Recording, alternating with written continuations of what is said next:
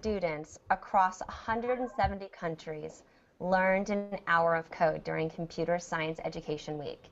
And that week, more girls tried computer science than in the last 70 years.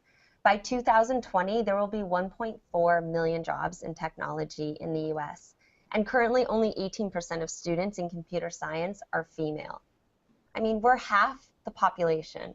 So we should be a bigger part of our nation's future, don't you think? I'm so excited to know that I'm speaking to the next generation of kids that are going to change the world. In 2012, when I had an idea to start a safe and healthy lifestyle company, I knew the only way to do it was to utilize technology by launching honest.com. You all live in a time where expressing yourself, learning about different people, making a business, and a real difference in your communities is all totally possible. With computers, it's right at your fingertips.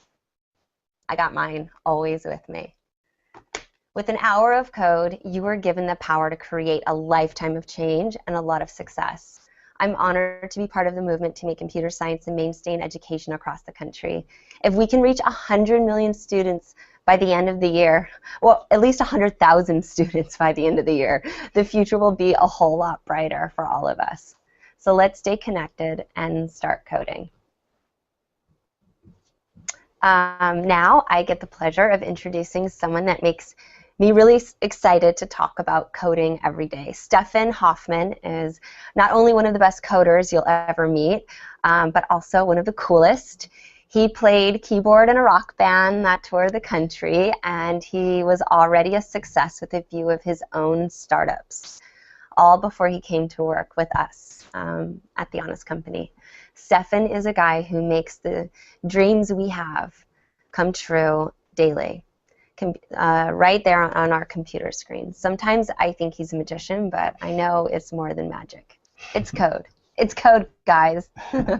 Thank you, Jess, for the awesome. Learned something new today. Now it's time to learn a little more about each other. Does anyone have any questions? George Washington No, I wasn't intimidated by it. I think my first real exposure, my dad actually was in the military. He was in the Air Force, and he was in the personnel department, and believe it or not, he was the IT guy.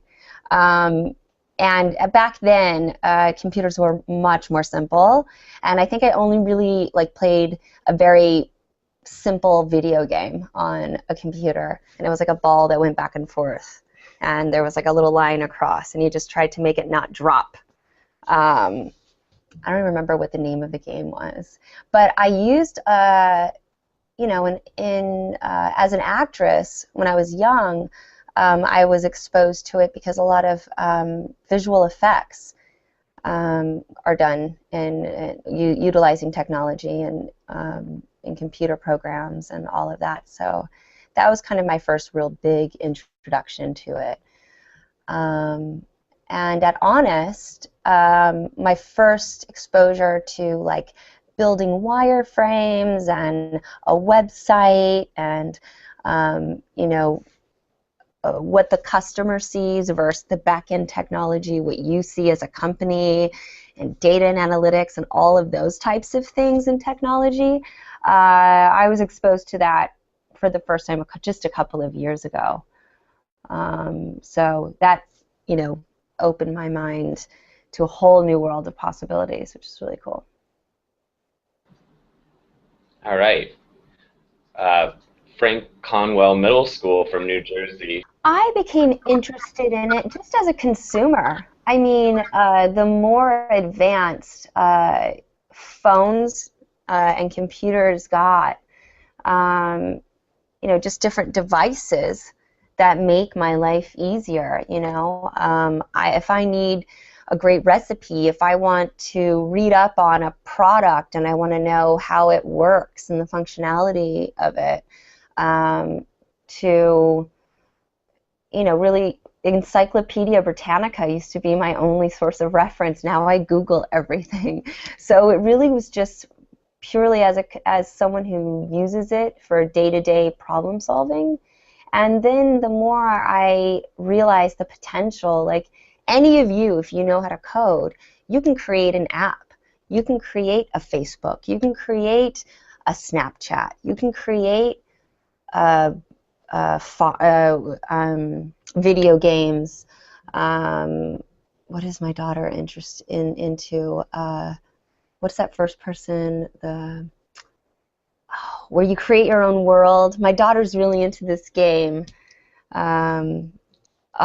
It's really. What video games do you guys like? Before I used to play like Nintendo, which is Minecraft. That's what it is. Even my 6-year-old is like talking to me about Minecraft. So I don't know. It's not intimidating as much as it just opens people's minds up, and there's so much that is possible with technology, and especially if you can learn how to code and create. Really, you can create anything you want, and you can reach everyone in the world, which I think is really cool as well. You don't have to be born into a certain type of family or circumstance. You don't have to come from a certain neighborhood. You don't have to live in an urban or a different type of area. You really can be anywhere in the world, and everybody can have access to what you create, and I think that's really cool. All right, our next question comes